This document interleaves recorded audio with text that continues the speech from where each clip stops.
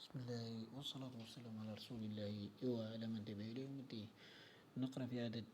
جريدة الشروق 30 ماي 2026 في مالي الإتلاف. قال لسوسي توظيف متعاقدين الآن قريبا نتائج توظيف أسيد 61,000 أستاذ.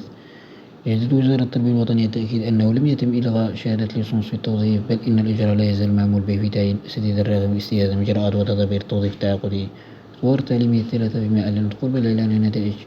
مسابقة التوظيف الأخيرة التي نظمت بعنوان سنة 2025، وبرمجت على أساس الشهادة دراسة ملفات لحق في رتبة أستاذ قسم أول في أحد الأطوار التعليمية الثلاثة. وفي رده على سؤال كتابي للنائب المجلس الوطني حريزي مخفي الهامل لرقم 9414 بناء على إرسال وزارة العلاقات مع البرلمان رقم 3363 موارد 27 أكتوبر 2025، استعرض محمد صغير سعداوي وزير التربية الوطني عزمة من الإيضاحات والتفسيرات غير مبررة بأحكام تشريعات قانونية عن ملف حساس يتعلق بالشهادات المطلوبة للتوظيف، حيث أبرز بخصوص شهادة اليسوع بأنه لم يتم إقصاء عاملي هذا المؤهل العلم من مسابقات التوظيف في قطاع التربية الوطنية، حيث يتم إدراجهم مجددا ذلك لأن عملية التوظيف أساسية باسم التعاقد المكرس عن طريق المنصة الرقمية للتوظيف المجسدة بعنوان 6125 تمت استنادا للنصوص التنظيمية السارية مفعولها سيما أحكام المرسوم التنفيذي 54 المؤرخ في 20 جونفي 2025 تضمن القانون الأساسي الخاص الموظفين المنتمين للأسلاك الخاصة بالتربية الوطنية، وكذا أحكام التعليم الوزاري المشتركة رقم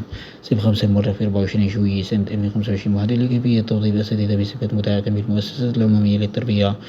والتعليم التابعة لوزارة التربية وإدبار رواتبهم. وعليه فإن شروط توظيف أساتذة المالي والشهادة المطلوبة إجازة من طرف الالتحاق برتبة التعليم القاعدي في مراحل ثلاثة ابتدائي متوسط ثانوي، فضلا عن تصنيف مرتب بهم تعد أحكام مكرسة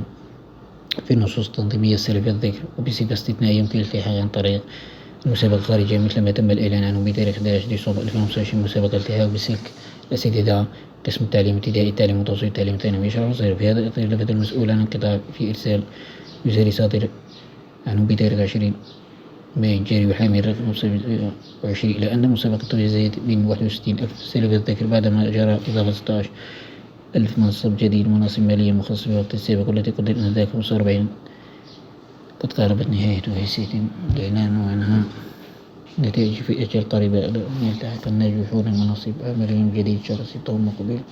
تزامنا مع انطلاق الموسم الدراسي المقبل 2026. توجه إشارة أن وزارة الوصية مباشرة عقب إعلان المسابقة وضع التوظيف الخارجي لأساتذة بعد 7 سنوات كاملة من تجربة قد سارت الوضع آلية رقم استقلال ملفات المترشحين، وهي الأولى من نوعية إدارة مسابقات الأمر الذي يندرج ضمن هذه الآلية العمل الإداري وفتح محاصيل العام خاصة في مجال الأنظمة المالية واستغلالها على مستوى القطاعات الحكومية، ذلك أنها مثل عودة إلى برمجة المسابقات الوطنية للحفظ أستاذ في أحد الأطوار الثلاثة تكمن في تغطية العجز الإضافي المسجل حاليا مناصب مالية ما يسمح توفير مدرس جيد للتلاميذ ما يعد بحد ذاته أعلى ثم المساعد ما يسمى معالجة تجويد التعليم، خاصة أن قطاع ظل بنظام التعاقد سنفر بشكل استثنائي على ما جرى تعليق المسابقات.